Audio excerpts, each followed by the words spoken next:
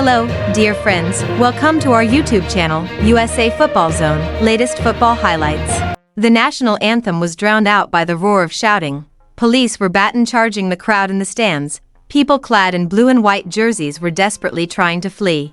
One player, a World Cup winning goalkeeper, leaped over the advertising hoardings. Sheer anger was etched on his face as he personally attempted to quell the violence. The Maracana Stadium, once revered as a temple of football, had transformed into a chaotic battleground, yet, the match had not even begun. This was no ordinary game. It was a rivalry that had turned violent, brutal, and unforgettable. Football has many rivalries, but the clash between Argentina and Brazil is unique.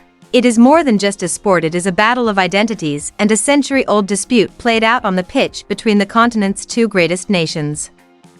Every tackle carries the weight of history. Every goal forms part of a nation's narrative. However, the long road to the 2026 World Cup has intensified this rivalry.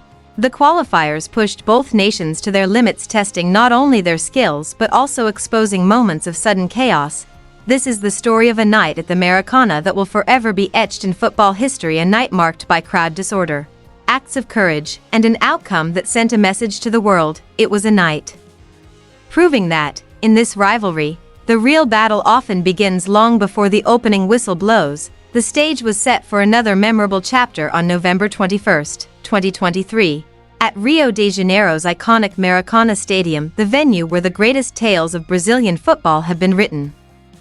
Five-time world champions Brazil had never lost a home match in the entire history of World Cup qualifiers. This record was more than just a statistic. It represented an impregnable fortress and a symbol of their dominance. Argentina arrived not merely as rivals but as reigning world champions, carrying the confidence of a team that had conquered the globe. The tension was palpable, a clash of pride and history was imminent, but what unfolded next was something no one had anticipated.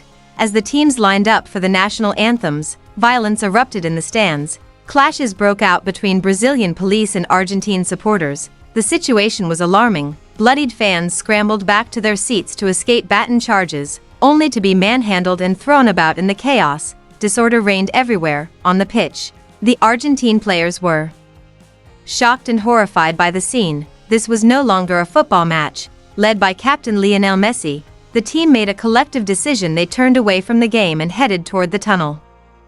In a moment that would be remembered for years, goalkeeper Emi Martinez rushed toward the stands, attempting to confront the police. His face was a mask of anger and concern. The message was clear: our people are being attacked, and we will not play. For nearly 30 minutes, one of the world's most anticipated football matches was brought to a halt. The game itself hung in the balance. Officials scrambled, discussions ensued, and the stadium was filled with confusion and rage. Finally, after receiving assurances regarding safety, La Albiceleste, the Argentine team, emerged from the tunnel with grim expressions. The decision to play was made reluctantly, amidst an atmosphere of protest. The match was set to begin with 3 points at stake, but the events that had unfolded beforehand had left an indelible mark. When the game finally kicked off, the football that followed was a direct reflection of the ugly scenes that had preceded it. It was not a game for the faint-hearted. It was an aggressive, bitter, and disjointed contest. Frequent fouls disrupted the flow of play. Every 50-50 challenge was contested as if it were the last chance. Yellow cards were brandished, tempers flared, and the beautiful game devolved into an exhausting, acrimonious struggle. Of Brazil, perhaps weighed down by the pressure of the moment and their poor form, lost their rhythm. Argentina, fueled by a sense of injustice, played with steely determination. They were playing for more than just points. They were playing for the supporters who had been injured in the stands. They withstood the pressure, fought for every inch of space, and waited for their moment. And then, in the 63rd minute, that moment arrived. Argentina won a corner kick. Giovanni Lo Celso delivered the ball into the center of the penalty area, and veteran defender Nicolas Otamendi rose above the crowd of players in yellow jerseys. He powered a header goalward, and the ball flew into the back of the Brazilian net. Silence, a hush fell over the Maracana Stadium, broken only by the wild celebrations of the Argentine players and their small contingent of embattled fans. 1-0, against all odds and amidst the chaos, the world champions had taken the lead. The final half hour of the match was incredibly tense. Brazil threw everything they had at the opposition. but the Argentine defense led by their goal-scoring hero Otamendi stood firm like a fortress. They were impenetrable. When the final whistle blew, it sealed one of the most significant results in the history of South American football. The 1-0 scoreline does not tell the whole story. It was not merely a victory, it was historic. For the first time in the history of World Cup qualifiers, a journey spanning 64 matches, the mighty Brazil faced defeat on their own home turf.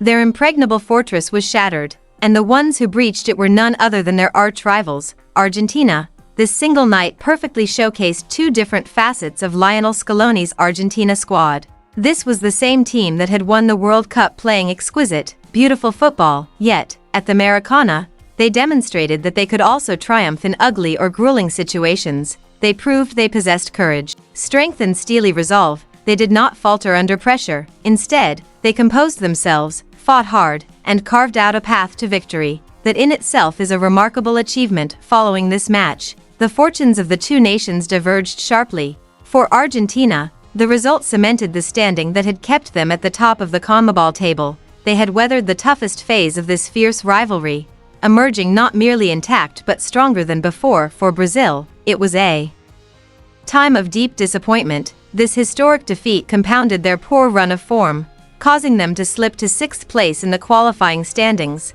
The result forced a period of introspection.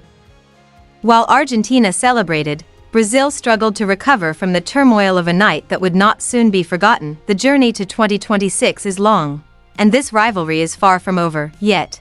The Battle of the Maracana will stand as a testament to its intensity. If you enjoy the stories beyond the pitch that reveal the true essence of football's greatest drama, be sure to subscribe and hit the notification bell. There are many more stories yet to be told. Ultimately, it is nights like these that make the Argentina-Brazil rivalry one of the greatest in the world.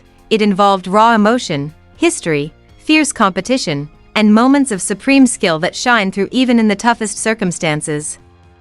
While the chaos in the stands was a stain on the occasion, the resilience displayed on the pitch was a true testament to the spirit of the game. Argentina's victory was about far more than just 3 points. It was a powerful statement.